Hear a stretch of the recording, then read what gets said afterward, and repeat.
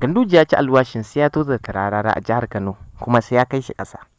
To mai sauraro, idan baka manta ba, kamar yadda rahoton da muka kawo maka baya dangane da rigima da ke afkuwa ko in ce ta hauku tsakanin Dauda Kahutu Rarara da Dr. Abdullahi Umar Ganduje, ma'ana gwamnan jihar Kano na yanzu.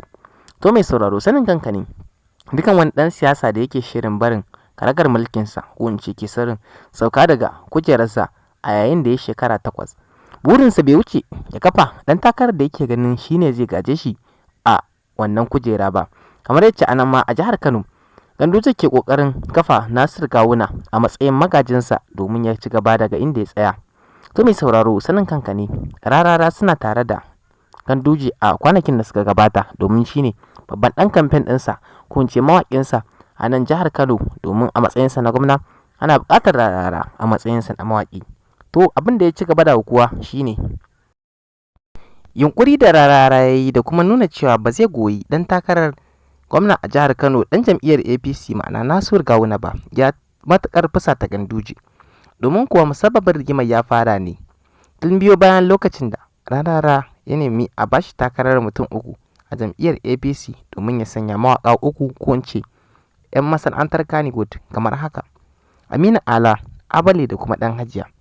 Ganin cewa wannan bukata tasa ba za ta biya ba, ma'ana ba za su bashi wannan guraben takarkaru ba, bisa ifice daga jam'iyyar kuma idena mara wa gwamnan jihar Kano baya, ma'ana ibar APC a matakin jiha.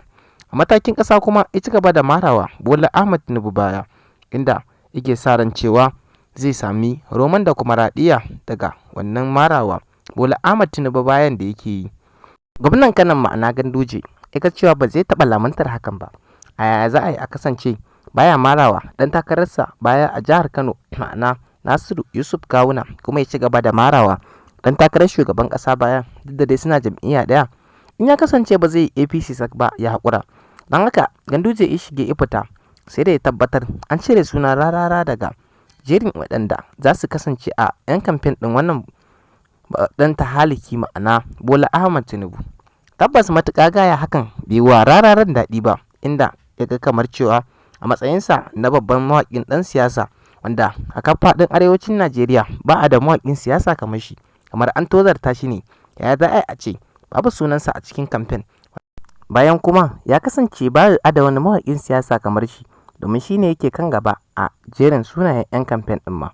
To mai sauraro, al'umma da dama na neman ba'asi kan cewa shin Rarara bayan cire sunansa daga cikin 'yan kamfen ɗin Tinubu da aka yi a matakin ƙasa, dama can kuma ya bar matakin jiha inda ya rabu da Dr. Abdullahi Umar Ganduje da ɗan takararsa Nasiru Yusuf Gawuna, shin har yanzu yana jam'iyyar APC ne ko zai barta, domin a yanzu ba shi da koda inuwar shimfiɗawa a cikin wannan jam'iyya. Don haka mutane ke neman ba'asi kan wannan al'amari, na son jin cewa shin zai bar jam'iyyar ta APC ne ko zai zauna a cikin jam'iyyar, duk da dai ba shi da wani ƙarfi a cikin jam'iyyar.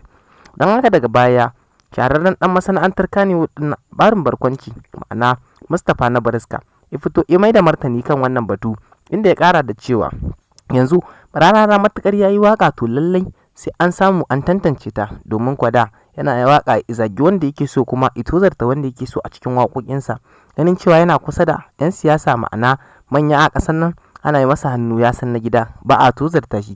To amma kasancewar yanzu ya aikata masa laifi, shi ma sun samu matsala da shi, to dole fa in dai Rararan zai rinka waka to lallai sai ya kasance an tace ta, domin kuwa yanzu ya kasance ɗabi'arsa ne ma ya kira sunan mutum ya zage shi a cikin waƙoƙinsa.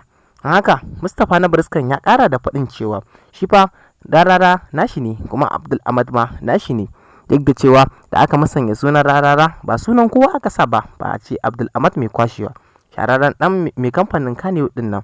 Mai sauraro, kadeji ya ta kaya a nan jihar Kano, kuma ga yadda al'amarin suke zuwa gare ka dalla-dalla. Mai sauraro, a ɗaya barin kuma Dr. Rabi'u Musa Kwankwaso shi kansa ba mu san menene matsayarsa a matsayin wannan abu da ya faru tsakanin Rarara da kuma Ganduje ba, duba da cewa dai kafin ya zagi Ganduje Rarara din sai da ya zagi mutum biyu waɗanda manya ne a nan jihar Kano, waɗanda sunayensu shine Malam Ibrahim Shekarau da kuma Dr. Rabi'u Musa Kwankwaso. Waɗannan jerin gwamnoni ne waɗanda Rarara a baya ya yi musu waƙa kuma ya yabe su, bayan mulki ya kubuce daga hannunsu izo kuma izage su ci gaba da tozarta su. Hakan bai masu daɗi ba. Bayan yunkuri da na dawowa yi wa Shekarau waka a lokacin da suka haɗe da Ganduje, to Shekarau ɗin fa ya dakatar da shi ne, ganin cewa ba a baya zagin da ya masa ma ya ishe shi, don haka kada ya sake ƙara masa waka. To mai sauraro, ta wani fannin kuma wasu na ganin cewa rararan wannan al'amari da suka fara faruwa da shi sun fara ƙare mai ne, domin kuwa manyan da yake ji da su ne suke nema yanzu su nuna masa yatsa kuma su tozarta shi, domin a jihar Kano ba shi da mutum da ya wuce ma'ana Dr. Abdullahi Umar Ganduje, sannan a ƙasa baki ɗaya ba shi da mutum wanda zai ce ya wuce Bola Ahmad Tinubu. Mai sauraro, gashi shi ma yanzu ana nema a gansa a rana. To mai sauraro, ka da ji abin da ya faru da Ganduje da kuma Rarara. Labarai ya zo maka dalla-dalla a cikin wannan channel tamu. Kai dai ci gaba da yi mana subscribing, ma'ana kai subscribing din channel Yankin Hausa domin samun labaran siyasa da dumi su da ma labaran Kannywood zarar mun daura. Mun gode da jimirin bibiya wannan channel da ake. A danna subscribing kuma a taɓa alamar liking. Mun gode.